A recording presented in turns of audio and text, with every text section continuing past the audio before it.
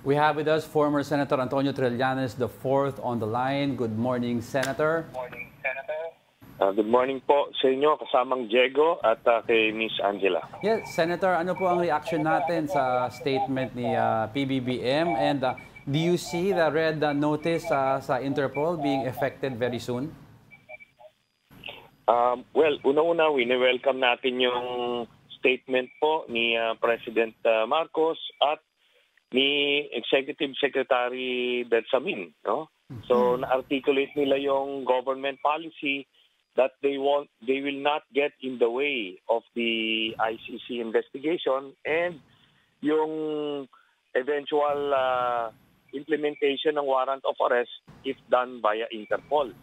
Ito po ngayon yung estado nito.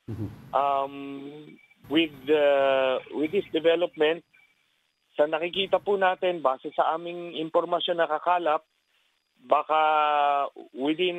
before the year ends, meron pong major development na lalabas po sa ICC. Pero yung actual warrant po, nakikita po natin yan, baka mga early next year pa. Pero Senator, no, sana you could explain to us yung process na if the Interpol issues a red notice, or will agents of Interpol come to the Philippines and be assisted by PNP, or ita-transfer lang po ang warrant of arrest sa PNP and PNP po ang kukuha kay former President Duterte at i-deliver sa Interpol?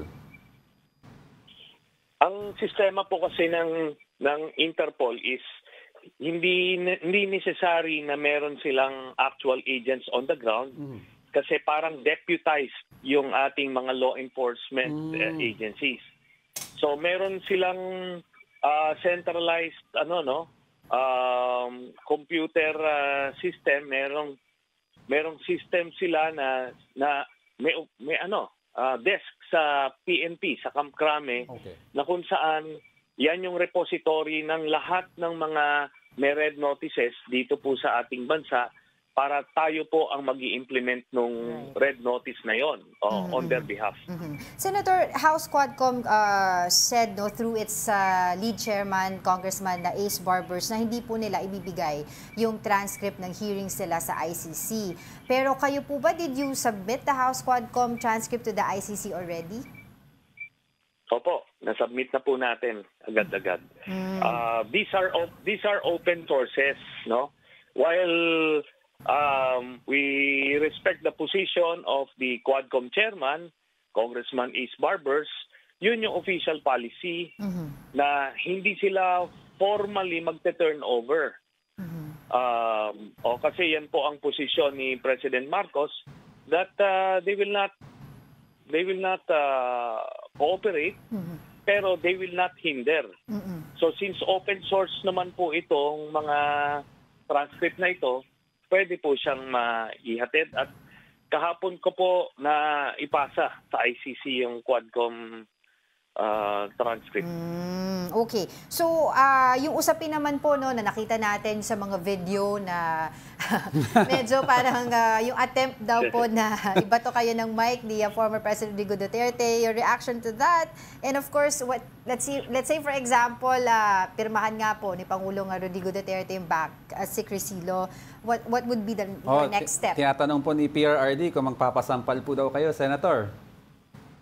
Opo. Later in the hearing sinabi ko sa kanya, ito na, sige, sampalin mo na ako para mapirmahan na. Pero ganun po yan si Duterte. Pagka bank waiver ang pinag-uusapan, noong ko pa tong 2016, sina-challenge siya. Tapos doon nga sa Quadcom, nung tinanong siya nung chairman ni Congressman Suarez, kung pipirma ba siya ngayon kasi gagawin na nung secretariat, biglang gumagawa ng eksena. Ganun po ang estilo ni Duterte. Pag nako-corner siya, gagawa siya ng eksena para malilihis yung atensyon. Hindi po pipirma si Duterte kasi nandoon po yung sikreto. Diba? Napakita ko naman po sa publiko, sa Quadcom hearing, kung ano yung sikretong tinatago niya. Tsaka, anyway, sabi ko nga, kung hahantong man sa impeachment yung sa kaso ni Vice President Sara Duterte, lalabas po lahat yan. At makikita pa rin naman po yan kasi exempted sa bank secrecy law ang impeachment trial. At Senator, I'd like to ask, no, pinag-uusapan kasi natin ang bank statements na may documents po kayo at alam niyo po magkano talaga ang pera sa bangko ni former President Duterte. Pero he is also requesting financial support po from Congress or sa Quadcom para mabayaran po ang hotel accommodations at yung transportation na fees niya kasi wala daw siyang pera pang palengke. Ano po ang reaction niyo dito, Senator? Yun nga po, no? Sana napapanood ng mga kababayan natin yan kung paano siya magsinungaling.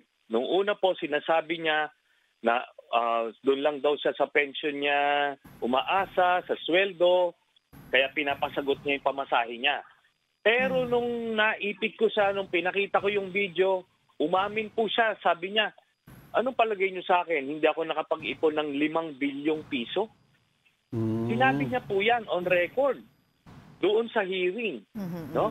Doon sa mga nakapanood ng hearing hanggang dulo, inamin niya na meron siyang at least 5 billion pesos. So kaya nga sinabi ko, kita nyo, sinabi niya kanina, wala siyang pera pamasahe, pero ngayon umaamin na may 5 bilyong piso.